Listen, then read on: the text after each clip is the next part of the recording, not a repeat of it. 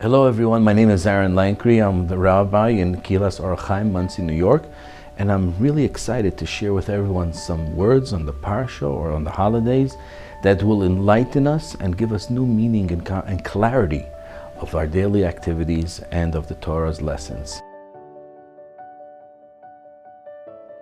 Parshat Netzavim is very unique into the aspects of the issue of Yediyah and Bechira.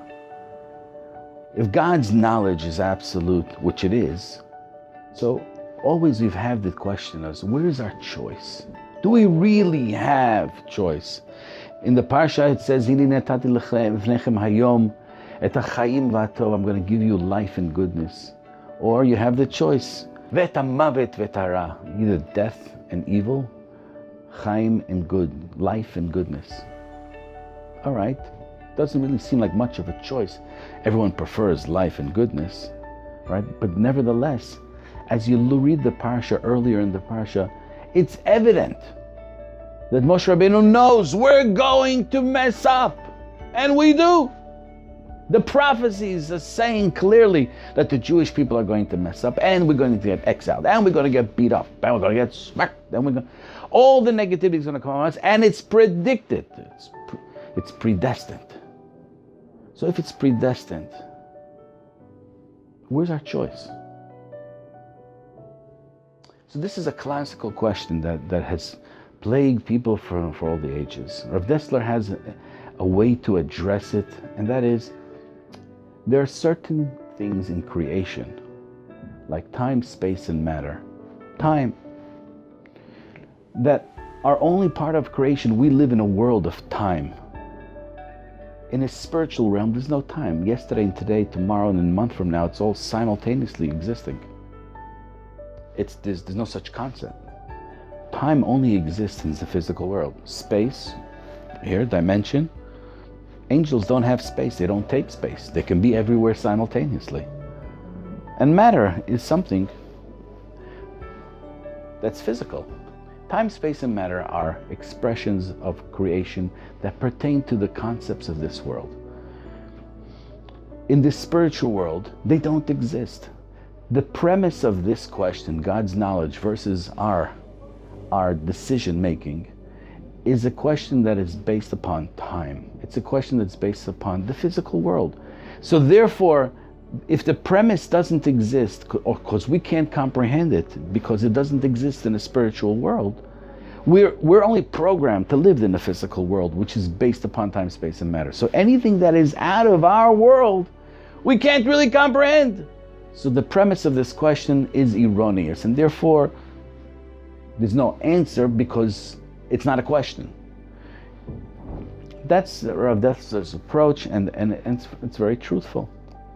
There's another approach, and that is that, true, there's a prophecy, things are going to happen, right? And the things do happen, and punishment does come in, and success does come in.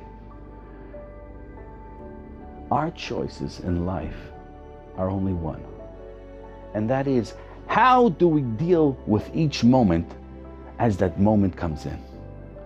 Yes, we're getting beat up. How are we responding? Are we cursing? Are we kicking? Are we getting angry? Or we're saying to ourselves, it's God's will. It's God's world. I'll have to deal with it. The choices are, your choice is only in the situation of the test, how do you respond? The fact that you will have a test doesn't take away the opportunity for you to respond correctly or incorrectly. And that's where your choice, that's where Bechira comes in.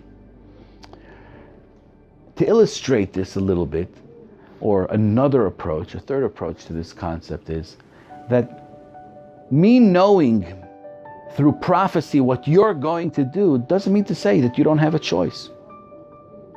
For example, Mike and Ike are brothers. They're both young. One's playing a computer game, one's sitting in the living room. The one sitting in the living room, Ike, loves chocolate milk, but he's not allowed to have chocolate milk in the living room because he can make a very big mess. But he didn't listen. Mommy was out.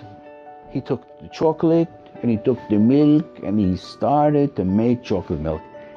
And in the living room, there's a plush, white, gorgeous carpet. And Ike is just like missing the cup, and he's smearing the chocolate all over the living room.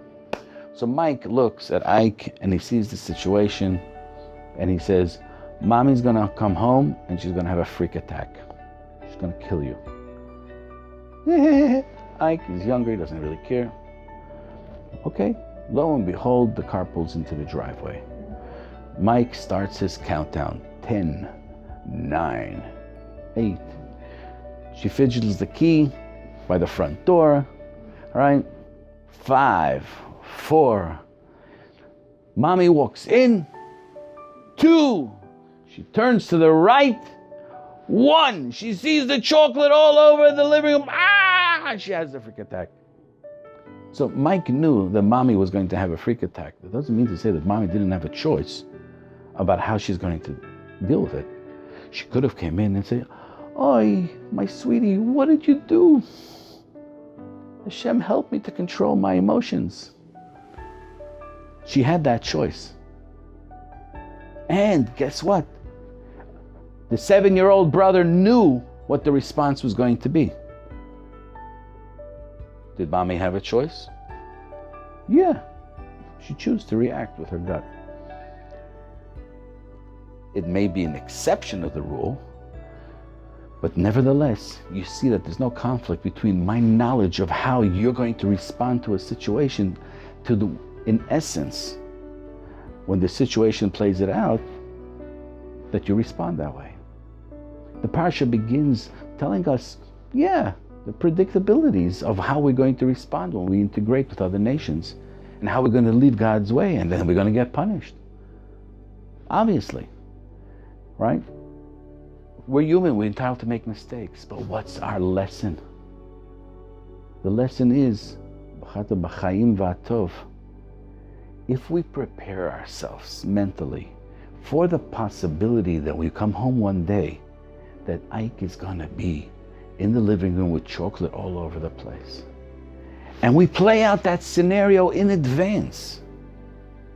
Yes, there's going to be moments of time of challenge, and we're going to be, oh my gosh, what's going on? We prepare for it. We train for it. We meditate about it.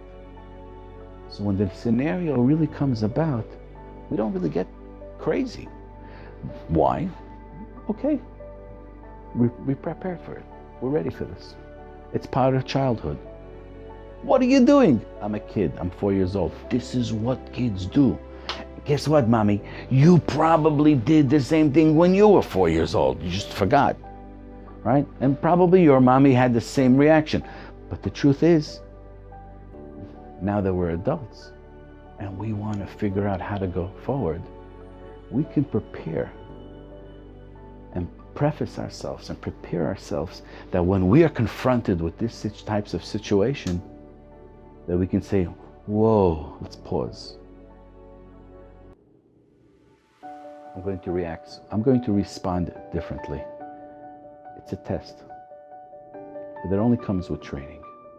So let's prepare ourselves and let's build a beautiful future, and let's pass our test in Bacharta B'chaim. Choose life. Choosing life means to say, I've chosen it in advance. Et hachaim v'atov, life and the good. Okay, all right, it is what it is. It's my test, but I passed the test. Passing the test of not freaking out at Ike creates a unique bond. Because who knows what's the devastation that a parent could do when they have a freak attack on a child. Maybe alienate them, maybe tarnish their self-confidence, maybe set him back years. Think about it and choose life. Shabbat Shalom. Thank you for watching. Please click right over here to subscribe to our other videos that will be coming shortly. Thank you.